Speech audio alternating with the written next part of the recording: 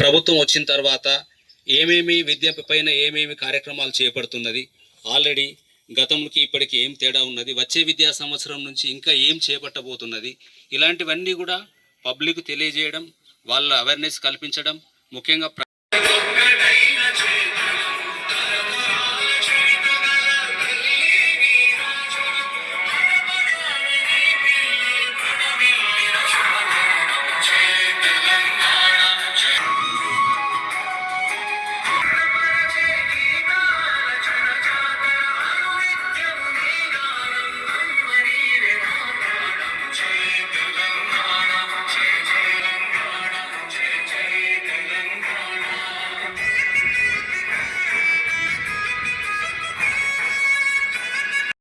విద్యా వారోత్సవాలు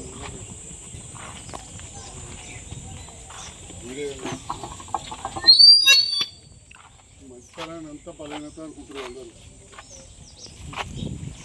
ఇది విద్యా వారోత్సవాలు.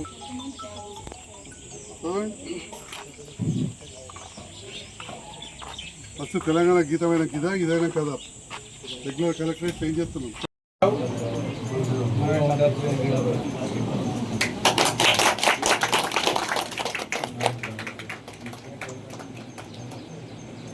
లేరు కానీ ఆ విద్యార్థుల తల్లిదండ్రులు ఉంటే వారికి, లేదా విద్యార్థులు తెలిపండి వాళ్ళకైతే శుభాకాంక్షలు.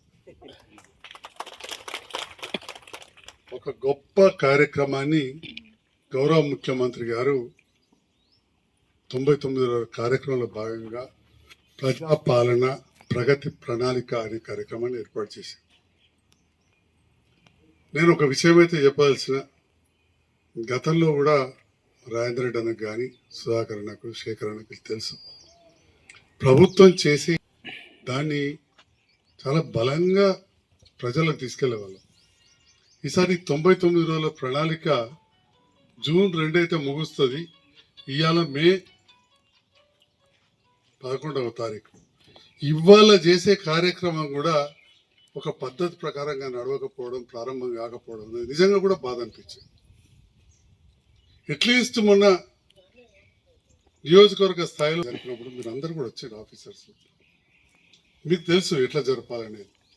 అక్కడ ఒక ఎంఈఓ గారితో ముఖ్యమంత్రి నివేదిక చదివించారు, తెలంగాణ గీతం ఆలపించారు. ఆ తర్వాత ఒక క్రమంలో అధికారులు, ఆ తర్వాత ముఖ్య అతిథిగా నాతో మాట్లాడిపించారు. సో అదే కార్యక్రమం, ఈ ప్రణాళిక మరి ఎంపీడీఓ గారికి ఏం ఆదేశాలు ఇచ్చినా, ఎంపీఓ గారికి ఏది ఇచ్చినా, ఒక విద్యాశాఖకు ఈ మండల అధికారిగా మా సార్కి ఏది ఇచ్చినా ఎంపీ గారికి, ఆ పద్ధతిలో నడిస్తే బాగుంటుందని చెప్పి నేను భావిస్తా ఉన్నాను. జరిగిందేదో జరిగిన దాని గురించి ఎక్కువ ఆలోచించద్దు. కార్యక్రమాలు ఇంకా మున్ముందు జరిగే కార్యక్రమాలను ప్రజలకు తెలియజేయాల్సిన బాధ్యత ప్రభుత్వానికి, ప్రజాప్రతినిధులు. గౌరవ ముఖ్యమంత్రి గారు వారి దాంట్లో ఒకటే మాట చెప్పారు, మేము పాలకులం కాదు సేవకులం. అంటే ఒక ముఖ్యమంత్రి కాదు, ప్రభుత్వ అధికారులు కావచ్చు, ఇక్కడ వేదిక పైన ఎమ్మెల్యేలు, సర్పంచులు అందరూ కూడా గెలవడం అంటే వట్టిదే కాదు, సేవ కోసం సంజయన రాజకీయాలకు వచ్చాడు తప్ప రాజకీయం కోసం కాదు. ఆకాంక్షలు ఎన్నో ఉంటాయి. సార్ ఎడ్డమంటే మనం తిట్టమని చూస్తుంటే నడవదు. నా ప్రధానమంత్రి ఏం చెప్పాడు ముఖ్యమంత్రి గారికి, కలిసి పనిచేయని మీకు నేను అడగకుంటా అని చెప్పింది.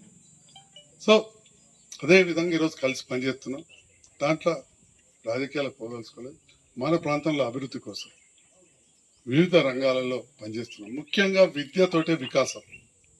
చదువు వస్తేనే మనం మంచిగా ఉంటాం, చదువు రాకపోతే పరిస్థితి బాగాలేదు. ఇవాళ భూమి లేని నిరుపేదలకు భూమి ఇచ్చే పరిస్థితి లేదు. ఎక్కడ గుంట భూమి అంగన్వాడీ సెంటర్ కడదామంటే లేదు, చదివిద్దామంటే, మహిళా సంఘం కడదామంటే మూడపల్లి కాడ 30 గజాలు దొరకలేదు. ఏ దాత ఇస్తాడా అని చూస్తూ ఉన్నారు. మరి అటువంటి పరిస్థితి ఉన్నప్పుడు భూములు మంచడైతే ఉండదు. ఏమున్నా జంగలు కొడితే ఖతమైపోతాం, పర్యావరణం దెబ్బతింటుంది. అది కూడా పంచకాడికి వంచేసిండ్రు ఇందిరమ్మ రాజ్యంలో. ఈ ఇందిరమ్మ రాజ్యంలో ఇక వంచేది ఏంటంటే విద్య. ఈ సమ్మర్ క్యాంప్ కుదరు. నా భార్య నా బిడ్డలకు సమ్మర్ క్యాంప్ చాలు చేసి రోజుకు 100 రూపాయలు అంతేనా ఒక్కొక్క విద్యార్థులు ఖర్చు పెడుతున్నారు. ఈరోజు ఒక గంట లేట్ అయిందని మీరు అనుకోవచ్చు. దానికి కారణం ఇవాళ స్కూల్కు నిన్న రాత్రి వచ్చి చెప్పారు, అది కూడా ముఖ్యమైనదే కాబట్టి అక్కడికి పోయి వచ్చిన. ఈ రకంగా మనం సేవా కార్యక్రమాలు చేస్తా ఉన్నాం.